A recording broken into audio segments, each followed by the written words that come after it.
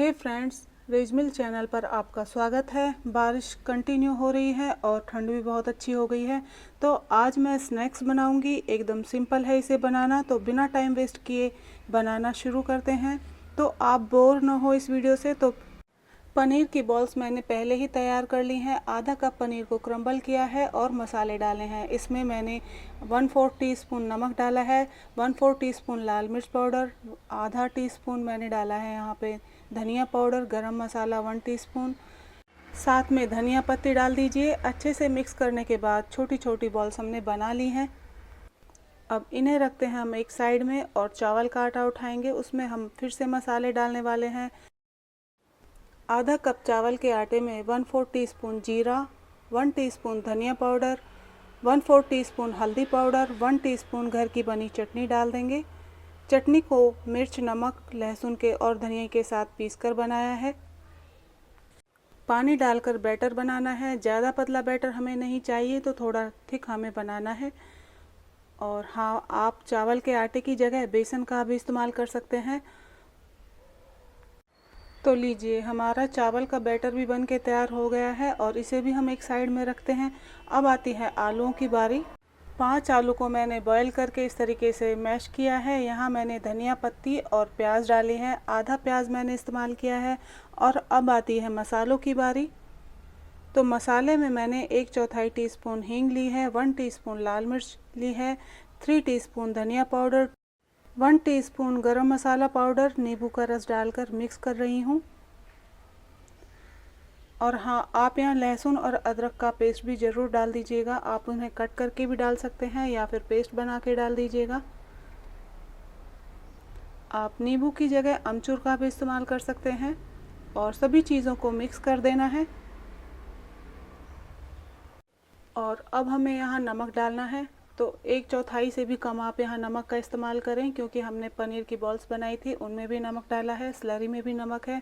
तो नमक हिसाब से डालिएगा। और हमारा ये मिक्स तैयार हो गया है। अब आलू के मिश्रण को फैलाकर पनीर बॉल्स फिल करेंगे और एक और बॉल बना लेंगे।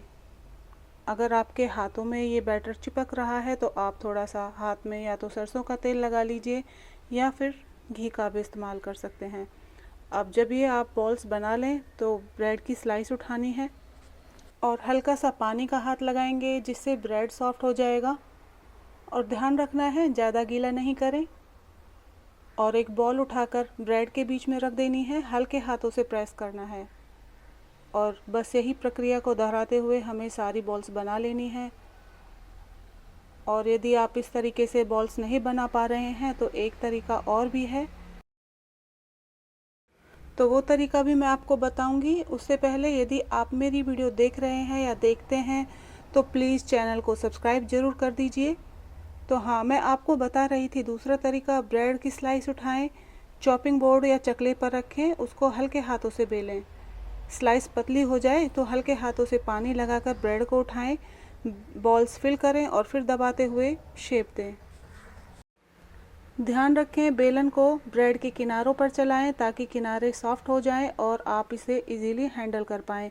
तो दूसरा तरीका भी शेयर कर दिया है और आप मेरी वीडियो को भी शेयर करें अपने फूडी फ्रेंड्स के पास। अगर आप इसी बीच ऑयल गर्म करने के लिए रख देंगे तो जब आपके ब्रेड बड़े तैयार होंगे तो बिना वेट किए आप इन्हें फ्राई कर पाएंगे। तो यहाँ स्लरी भी बना ली है, इसमें हमें बड़े डिप करने हैं और फ्राई करना है। तेल हाई फ्लेम पर हमें गर्म करना है। और इस मौसम में जब आप इन्हें परोसेंगे तो सभी को बहुत पसंद आने वाले हैं। अगर आपकी फैमिली को, फ्रेंड्स को ये ब्रेड बड़े अच्छे लगें तो वीडियो को लाइक करना तो बनता है, तो लाइक ज़रूर कीजिएगा। और अच्छा कलर आने तक पलट पलट कर फ्राई करें। फ्लेम को हाई रखें और एकदम पलटने की जल्दी ना करें।